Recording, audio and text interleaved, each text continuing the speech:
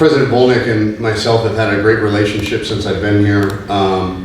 You know, she was not in her current role when I was first hired, and has stepped into that role marvelously, in my opinion. And you know, I told the team something I believe, something I feel about her. I mean, she's been here over 30 years. She has 3 degrees from FAU.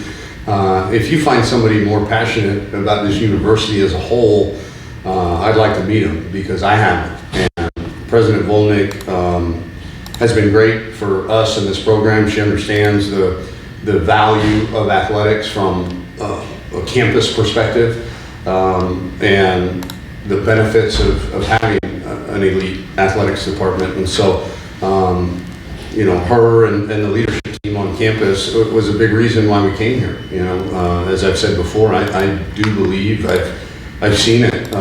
You know, players and coaches win games. Administrations truly, you know, push you over the top to give you that extra whatever it takes to win championships. And I think she understands it. It was great to have her out there at practice to show the support to the team. And the second part of your question, yeah, it's always an honor to name the captains.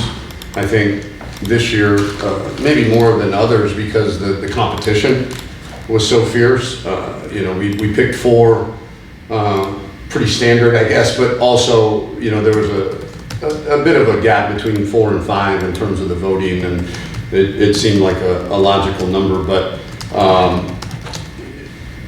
I don't think anybody's surprised by, you know, Federico, Jackson, Jaden, and Cam being named captains. I do think, you know, Day Hill was right there. Jaden Wheeler was right there. You know, Nick Marino was right there. CJ Campbell was right there. So when Zeke Moore, as a true sophomore, got a lot of votes. So it felt good to know, one, that those 4 guys have kind of separated themselves, but also that we have a group right under them, so to speak, that does a tremendous job of leading, and has obviously affected a lot of people on this team for them to garner the amount of votes that they did. So I was really happy. I reached out to those 4 guys' parents and let them know that their teammates had voted him as captain, and how proud they should be. And so, but with that comes a responsibility in our program. You know, those guys are held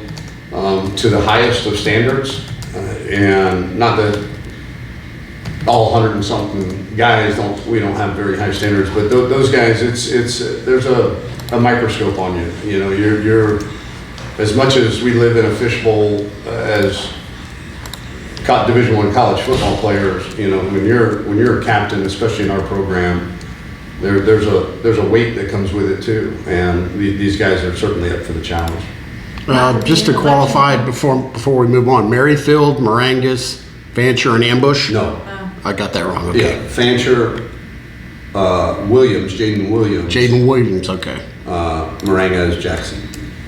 Not to be an election pundit, but it also shows that 2 kids started their careers here. Yeah. And 2 kids are moving in, and how the 2 are combined to make 1 team. I've been surprised, pleasantly surprised at the level of immediate assimilation that some of these new guys had. Certainly helps you when you come in January and you go through the struggles of winter conditioning and spring practice and all that. You know, you've been through the crucible a little bit, so to speak. But I think it's a great representation of our team too. You know, you've got guys like you know, Fed and Jaden Williams that have been here a while. Fed, I mean, I think he was here in the Carter administration. But you know, it is kind of nice to have that representation of 2 guys. One guy just got here in January, one guy got here last year. You know, and so they kind of know what it's like for those other 40 some odd guys that we had that are in their shoes. And I think it's important for those guys, you know, to show that you can come in as outsider, I guess, to a fairly formed family and make a difference. And that's been fun to watch how quickly those guys have become bona fide leaders on our team. With Cam being named a captain, has he taken any more strides in being named the QB1? Yeah, I mean, if you guys want to call him this, I don't see that changing between now and next Friday. Tyreek has had a really good 3 weeks, and it's certainly no on him and his performance. It's just Cam hasn't. Cam had a really good spring, had a really good summer, and has had a really good 3.5 weeks of camp, and so he just hasn't done anything really to let go of that spot. And it's critical now that we get the timing and we get the. BJ is going to be out, so now we've got a little bit of a different rotation at wide receiver. So that's going to be critical that those guys get Cam and the receivers that are going to play against Michigan State get rep after rep after rep. So it's official. He's one. Yeah. He's QB1. Yeah. Okay, got it. How have you seen him kind of go about leadership and getting to know all these guys and bonding with them? To be named a captain and to come in here is pretty impressive. Different. This is certainly not to be meant any judgment, but I was surprised.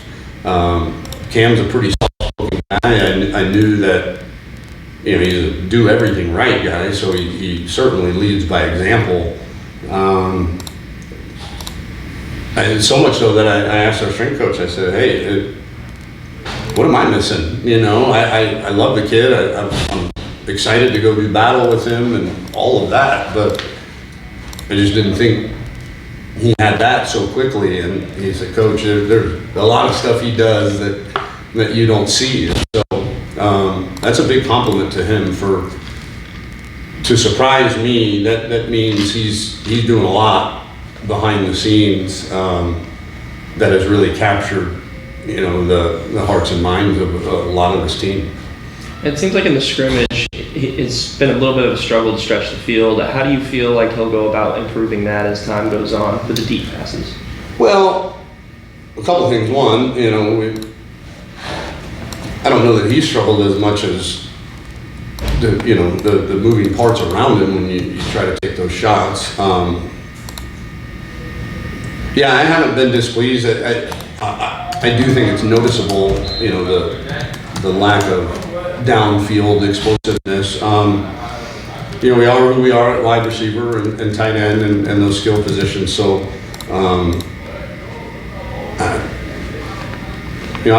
I was part of a team that won 10 games in 2018, and we were one of only 2 teams in the entire country in Division I to not have an offensive play over 50 yards.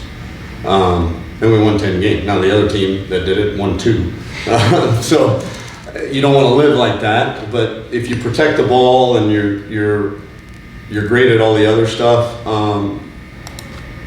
you got to capitalize on those because they're harder to manufacture when you're maybe don't quite have the 4-3 guys on the outside to really push that ball down the field. But I think you'll see, having coached guys like Cam, you're going to see a bit of a different feeling offense when we take that black jersey off him and defenses have to defend against him tucking the ball down and running around a little bit. And so having coached quarterbacks like that, now he's not Mike Vick, but he's going to make a lot of plays with his feet this year, and that's just part of the game that can't be simulated, in practice. Coach, you have any update on Scarley? Charlie Fry? Scarley G. Oh, Scarley G, yes. He's got a mild MCL sprain, mid-level MCL sprain, going to be immobilized for a week, so he will not play in the first game. And then it's just going to be how fast that thing, it could be 3 weeks, it could be 6 weeks is the way I understand it. Great. We're anticipating him coming back pretty quickly. Okay, good. Well, that's some good news. He'll miss a couple games, I would Yeah. imagine, but Yeah. hopefully not more than. Yep. Got it. At the receiver position, it seemed like Jay Sean had a good scrimmage. Do you see him stepping up into a big role this year? We need him to, yeah. Jay Sean Platt, he would tell you has been a bit inconsistent, but when he flashes, he shows us what he's capable of. He's had a great offseason. A guy that's really turned a corner in our program. I wasn't sure if he was going to make it this time last year, and he's done everything right up until this point to get him in this position. So, we got 10 or so more days for him to continue. He's improved every day, and we're going to need him to be at his best, on Friday, because he's going to play a big part in that game. Last one from me.